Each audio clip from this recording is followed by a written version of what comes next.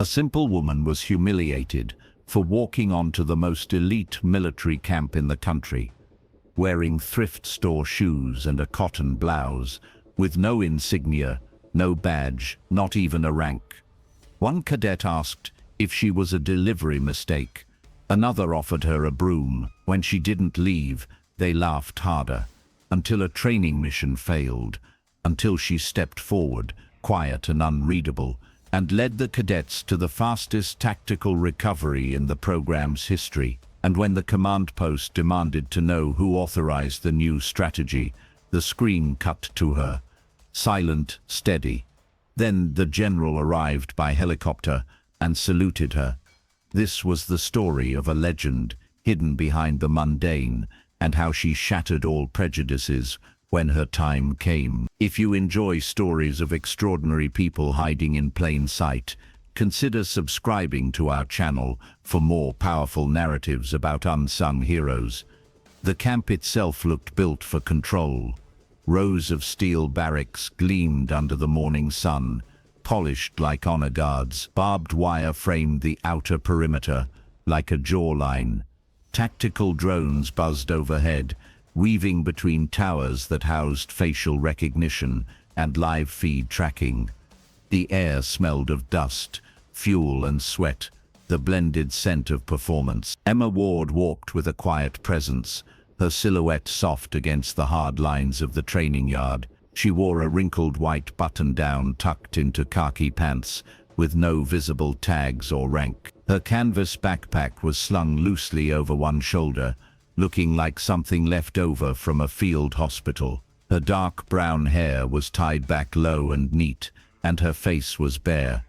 She walked like someone who didn't need to be noticed, and in this camp, that made her impossible to ignore. From the edge of the assault course, a group of cadets clustered near a shade tent.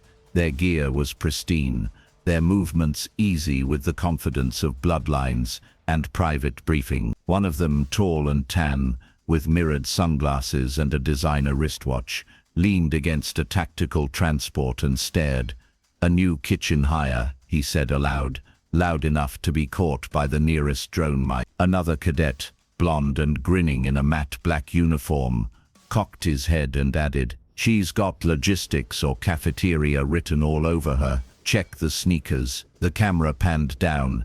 Emma's shoes were white, scuffed and gray-streaked from travel. They had no branding, no digital trace, just laces tied tight. In a camp like this, appearance wasn't cosmetic, it was policy. Every participant had their boots custom-fitted, their rifles engraved with crest work, their simulation kits tailored to match their sponsoring command's color palette. Family crests were not just welcome, they were expected. Emma's presence disrupted that. Near the obstacle pit, a group of recruits prepping for the combat maze paused when she passed. One of them squinted and leaned over to whisper something that made the others laugh. She didn't look at them. She kept walking, stepping lightly around a barracks, where two instructors in crisp uniforms stood in conversation. One of them, Captain Riggs, narrowed his eyes as Emma passed. "Excuse me," he called.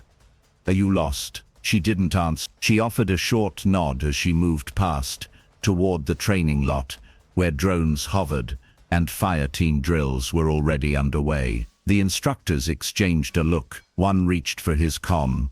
Back near the Humvee, a cadet tapped on his phone, zooming in on the grainy image of Emma from the drone feed. He snapped a screenshot, circled her sneakers in red, and posted it to the internal chat under a channel titled, "Today's Glitch." The comments that followed were filled with crying, laughing emojis and phrases like "base breach" and "lost and found." Some cadets zoomed in on her backpack, speculating if it was military surplus, thrifted, or fake. Still, she didn't speak. One of the squads rotating in from a tactical review paused near her as they returned their gear. Their squad leader, a third-generation Air Command trainee, nodded toward her and muttered, "Probably someone's girlfriend tagging along. Someone's soft spot from home base." By now, the drones had tagged her movement. One camera operator noted her pattern, her straight path, her silent observation, and flagged the feed, not as a security threat, but as a curiosity. The tag read, "Unidentified, non-uniformed presence." At the command center, the feed shifted to a wide-angle view of the grounds. On screen, a wave of tactical trainees moved in formation. One small figure, centered in the frame, walked calmly between activity zones, out of place not for what she did, but for how little she needed to do to be noticed. A senior officer watching somewhere far above their rank tapped a finger against his screen. "Tracker," he said. Back on the ground, a tech cadet tossed a sports drink bottle onto the ground a few feet ahead of Emma. It rolled across her path, wobbling until it tapped the toe of her shoe. She stopped, bent down, picked it up, and carried it to the bin. She didn't look around. She didn't react when a pair of cadets muttered "field assistant" under their breath as they passed. She walked through the field like she'd seen it before. Not recently, not fondly, but with a memory that didn't need repeating. The main drone, still tracking her, zoomed out slowly, framing her between squads, not participating, not interfering, just present. She was the only one not trying to be seen, and that was why none of them could stop looking. She didn't leave. That was what made them escalate. The first wave had been laughter, whispers, and questions asked, loud enough to sting but quiet enough to feign innocence. But when Emma stayed, when she didn't retreat to a bench, didn't ask where to go, didn't explain herself, the camp's quiet contempt began to sharpen. At 10:03 a.m., Major Clifton, the camp's senior field instructor, approached her. Known for his precision and his clipboard, held in front of his chest like a badge of certainty, he stopped a full step from her. "This training perimeter is closed to uncredentialed observers," he said. His voice even but loud enough for passing cadets to hear. "I'll have to ask you to relocate to the visitors' platform." She stood still, her feet planted, her hands folded loosely at her front. She met his eyes for a moment, then gave a small nod, but she didn't move, not yet. Clifton waited. When she simply stepped aside, allowing a group of cadets to pass without interference, he made a note on his clipboard and turned away. "She thinks she's untouchable," one cadet whispered, picked up by an overhead drone mic, probably sleeping with someone in off. The words crackled over a monitoring headset in the control center, where the operator turned the volume down and marked the conversation as unremarkable. Just after 11 a.m., a logistics officer, Lieutenant Mara Voss, intercepted Emma near the main quad. Known for her tight bun and tighter boundaries, Voss caught sight of the scuffed canvas shoes approaching the digital supply board and moved quickly to block the path. "You're not on the equipment manifest," she said, her tone clipped and controlled. Emma said nothing. Behind her, a cadet leaned in toward another and whispered, "Maybe she's here to observe field disorder." Voss frowned. "This isn't an open forum. Civilian oversight requires clearance. I'll ask that you." Emma turned slightly, avoiding physical proximity, and stepped out of the way. Voss adjusted her clipboard and made a note, more to be seen doing it than to document anything of value. By noon, screenshots of Emma were circulating in two internal group chats, one labeled Camp Extras and another Field Oddities. The photos featured crude red circles around her shoes and backpack, but no one flagged the messages. At 12:27 p.m., a squad leader named Ben Trace walked past her slowly, his boots spotless. As he approached a hydration station, he uncapped a half-full bottle of water and tipped it as if to cool his hand. The stream of water landed directly on the toes of Emma's shoes. She looked down. "Oops," someone muttered, watering the weeds.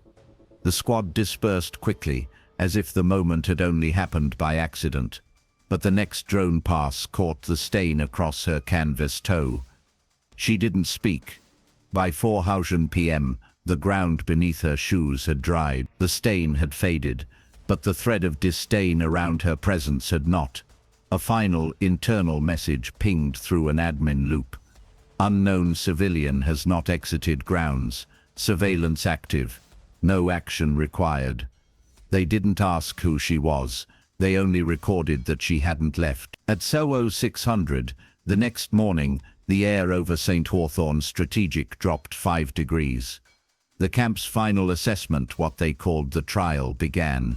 A full-scale jungle simulation designed to mimic the chaos of real conflict. 10 teams, 40 hours, satellite maps, live field drones, mock casualties, no resets, no second chances. The scenario was brutal. Emma watched from the gravel path just outside the command trailer. She stood with her hands folded behind her back, her backpack slung low, her shoes still watermarked from the previous day. She said nothing as instructors handed out encrypted mission tablets. Said nothing as a squad leader misread the topographic lines on the southern map. The failure unfolded quickly. Team 7 misinterpreted a terrain signal and set up a camp in a compromised valley. Team 2's perimeter collapsed before noon. Radios buzzed with partial reports and scattered panic. No one had a full picture. Squad leaders spoke over one another. Instructors tried to stabilize communications, but every decision took too long. One cadet, breathless and flushed, broke into the trailer to request additional simulation support. Team 5 has no idea where they are, he said, his voice rising. Command post is silent. 2 fire teams are pinned in low terrain. No one's answering the beacon. Silence followed. Then Emma stepped forward. She didn't look at anyone. She didn't clear her throat. She reached out and took the backup radio unit sitting on the edge of the console table lightly, like she'd done it 100 times before, and brought it to her mouth. "This is Ward," she said. Her voice was clear, low, and without hesitation. Team 2, fall back 20 meters from the northern tree line. Re-establish defensive spread. Elevate your signal beacon. Confirm when it hits vertical range. The room paused. A monitor tech turned toward her, startled. On the main screen, a red line blinked, then steadied, then answered. Team 2, confirmed. Adjusting position. Emma didn't wait. Team 4, move east by grid 2. Do not attempt to cross the ravine. You're exposed to a simulated IED trap. Regroup at high ground Delta. She stepped to the map screen. Her finger traced a clean route through what had been an operational mess of false markers. She didn't raise her voice, didn't ask for permission. Every word was an instruction. No cadence, no explanation, just direction. Another radio crackled. Copy that. Team 4, moving. In the back of the trailer, someone whispered, "Who is that?" But no one answered. Emma kept going. Team 7, abandon base perimeter. You're boxed in. Send recon to Point Echo and reroute medevac units to Rally 3. All other teams, stagger position, turn off tracking pulses, and hold until signal confirms. The instructor who'd been monitoring the simulation took a half step back, his eyes locked on the command feed. As the red markers shifted, the error gaps started to close. She turned her head slightly toward the console team. Pull satellite overlay and clear tactical clutter, reduced to squad-level view only. The drone feed updated instantly. Teams moved, orders executed. Not one command was questioned. Team 5, do not fire unless engaged. You are being watched. Ridge unit inbound from the east. Confirm orientation. Confirmed. Holding fire. The room was still. Across the camp, on screens in classrooms and review tents, the simulation moved like someone had cut away the noise. For the first time all day, the response teams looked like a formation, instead of fragments. The digital terrain map flashed green as teams made progress. No injuries, no resets. 1 rescue, 2 successful defenses, 1 completed evac. 52 minutes from chaos to full recovery. No casualties. The drones kept rolling. Emma lowered the radio. She didn't look proud, didn't glance around to gauge the reaction. She set the device down with quiet care and stepped back. The instructor who'd been monitoring the trial walked toward her, slowly, his eyes flicking between her and the data feeds. "What just happened?" someone asked behind him. No one replied. The screen at the center of the trailer displayed a final simulation result. Simmer complete. Duration 52:46. Status record operation. 0 failures. A murmur passed through the tent. Someone whispered, "Fastest on record ever." Outside, cadets began returning to base perimeter. Their uniforms were dirt-streaked. Some limped slightly from exertion. Others pulled off their helmets and looked up at the drones still circling overhead. A few glanced toward the trailer, confused by the speed of resolution. Inside, no one had moved. Emma stood at ease near the side wall, her face unreadable. A young instructor tapped his notepad, paused, and looked up. "What's her name again?"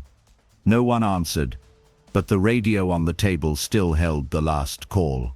"This is Ward," and suddenly, that name wasn't just an echo. It was a question and a silence, and a beginning. The command tent was silent. Screens still glowed from the afterburn of the simulation. A single drone feed played back the final 40 minutes in compressed time, with Emma's voice issuing steady instructions and teams moving in flawless coordination. There was no yelling, no scrambling, just clarity, precision, and control. Colonel Arland, a 40-year veteran of operations training, stood near the center screen. He watched the playback in full. When the video ended and the last confirmation came through, record time, 0 failures, all teams recovered. He turned to face her. "Miss," he said, loud enough to cut the tense hush. "Who trained you?" Emma looked at him, her expression calm. She stood with her hands behind her back, her stance grounded but not defensive. For a moment she said nothing. "I trained with Joint Recon, Eastern Division," Emma added. "I stepped away 5 years ago, that's all." It was more than enough. From a far corner of the tent, a member of the program's oversight committee, Director Rohr, a lean man with a sharp jaw, tilted his head. "Ward," he said. "Emma Ward." He stepped toward the console and typed quickly into the system log. A search result populated the screen. For a moment, the display flickered. Then came the files. Classified access, special operations history, commendations, internal citations. Her service record unrolled across 3 separate overlays, all marked retired, honorably discharged. Under the final entry was a footnote, last known role, Special Forces Major. The cadets watching from the open flaps of the tent said nothing. Some straightened without realizing it. Others instinctively lowered their phones. A murmur rippled outward. No one laughed now. Outside, a new sound built across the compound, low at first, rhythmic, mechanical, familiar. The pulsing whir of rotor blades swept in from the north tree line. The air shifted, and canvas tents trembled slightly. A black helicopter descended slowly onto the primary landing pad. Its matte finish bore no markings, aside from a small crest. Strategic Joint Command. No other aircraft used that pad. It had remained empty the entire program until now. The blades slowed. The side hatch opened. General Nathan Cross stepped down first. He wore field dress, not ceremonial. His collar carried the star cluster of Supreme Operations Command. His movements were measured, his face unreadable. He crossed the field without fanfare and stopped directly across from Emma. He didn't address the others. He looked only at her, and then he saluted. A clean, precise motion, right hand to brow, a gesture of absolute recognition. "Major Ward," he said, his voice carrying across the tent. "You haven't lost your edge." She nodded, just once. He stepped closer, turned to face the tent. "This camp failed today, not because of the operation, but because of what preceded it. A woman with more combat hours than most of your instructors walked this ground for 2 days and was ignored, mocked, pushed aside. And when everything fell apart, she didn't say, 'I told you so.' She picked up a radio and led." General Cross continued. "Major Ward has more operational authority in her little finger than half of you have on your intake packets. She doesn't need a badge to be obeyed. She doesn't need an invitation to be listened to. She earned the right to speak through action." Behind him, the simulation screen displayed her last field order in green text. A small icon blinked. "Operation complete. She didn't come here to prove herself," he said. "But you gave her no choice, Major." The order came before the dust had settled around the helicopter pad. It wasn't delivered as a threat. There were no raised voices, no names called, just a sequence of measured directives issued by General Cross, while the camp stood still. "Begin a formal review," he said. "Compile drone footage. Flag every instance of documented harassment and institutional neglect. Full visibility. Internal distribution only for now." Staff nodded, already moving. Instructors shifted. A few cadets instinctively checked the fit of their uniforms, as if realignment had a weight they could suddenly feel. The general's voice never rose. His tone carried the gravity of procedure, not punishment. Yet each word rearranged the camp in real time. Reputations that had felt untouchable a day before began to collapse, not with spectacle, but with quiet efficiency. On the main feed, clips from the simulation were pulled alongside earlier surveillance. The first showed Emma directing perimeter teams. The second, her silent walk across the base. The third, the moment a cadet dumped water onto her shoes and laughed. By mid-afternoon, a list had formed. 4 cadets were marked for immediate removal from final trial eligibility. Not suspended, not penalized, just erased from the next phase of command track. Their names vanished from the operations roster. The system didn't even blink. A message appeared on their tablets. "Training access suspended. Report to logistics." There were no protests. What could they say? 2 instructors, Captain Riggs and Lieutenant Voss, were reassigned to administrative duties off-site. No announcement was made. Their clearance was simply revoked. Within the hour, new transport orders were issued. Staff who had laughed, nodded, or done nothing were quietly recorded in the final training report. Not blacklisted, not shamed, but known, documented. A line had been drawn, not in fury, but in policy. Inside the camp's digital archive, one entry was added under required ethics media for future cadet cycles. Case Study 47, Bias and Operational Oversight. Duration 8 minutes. It opened with drone footage of Emma standing still beside a trash can, holding an empty bottle someone else had tossed.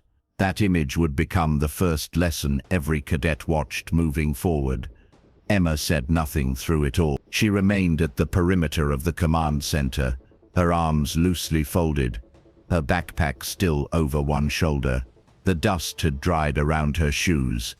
The stain from the spilled water was nearly invisible now, but everyone who had seen it remembered. One by one, cadets passed her on their way to reset drills or exit briefings. Some glanced toward her, others dropped their eyes as they passed. No one offered excuses. There were none to give. Director Rohr approached quietly around mid-afternoon. He stopped a full pace away and kept his voice low. "Major," he said, "I failed to extend you proper protocol yesterday. I regret that deeply." Emma met his eyes, offered a single nod. She didn't smile. She didn't offer release. He didn't ask for it.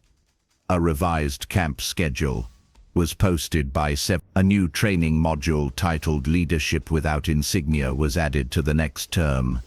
The course lead was listed as guest instructor, E-Ward, 1 session, optional, but already cadets had begun to ask when it would be offered. The changes didn't make headline. There was no press, no internal email blast. But within the command network, people were watching and remembering and rethinking what authority looked like. Policy. By evening, the heat had pulled back from the ground. Emma remained on base through sunset. She declined transport, declined accommodations. A small bench near the observation ridge became her seat. From there, she watched the last drills of the day wind down under orange light. Colonel Arland stepped onto the ridge and paused near her. "We've never had a drill end that cleanly," he said. Emma said nothing. He waited a moment, then nodded and stepped away. The drone that had tracked her since arrival dipped slightly in altitude, hovered, and captured one final frame, her own, in profile, backlit, her head tilted slightly, as if listening to something no one else could hear. At the far end of the lot, cadets moved in silence. They didn't salute, they didn't approach. But when she stood and walked past them to the edge of the barracks, they stepped out of her way.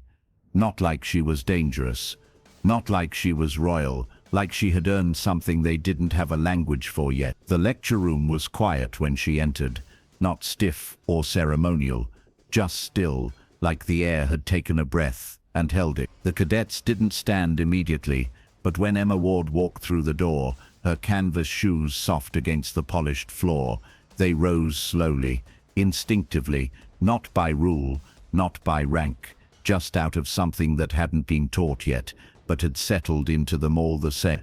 Her clothes hadn't changed. The white button-down remained lightly creased from travel. The khaki pants bore faint dust from the range. Her backpack, the same canvas one she'd carried on arrival, rested in the corner of the room by her chair. The guest instructor badge clipped to her front pocket was small, temporary, the kind given to visiting advisors or civilian observers. But no one mistook her for either. The course was titled Leadership Under Pressure, 1 session, optional attendance. No one missed it. She said little. She moved slowly, carefully.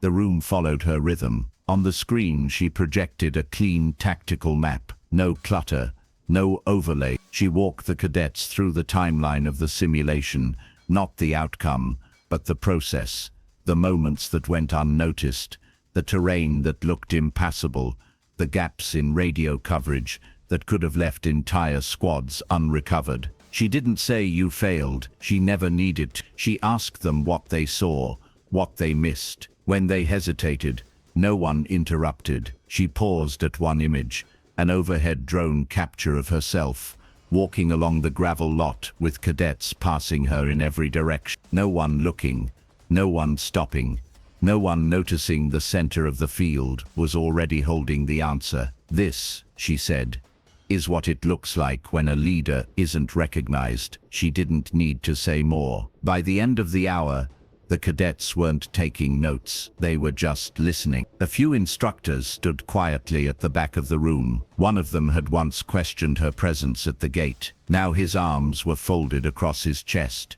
his eyes fixed on the map, nodding to himself at every pause. She ended the session without closing remark, just shut off the projection, lifted her backpack, and gave a nod of acknowledgement to the room. "Carry it forward," she said. Nothing else. They stood again as she left. Language. The updated field training manual was posted that night.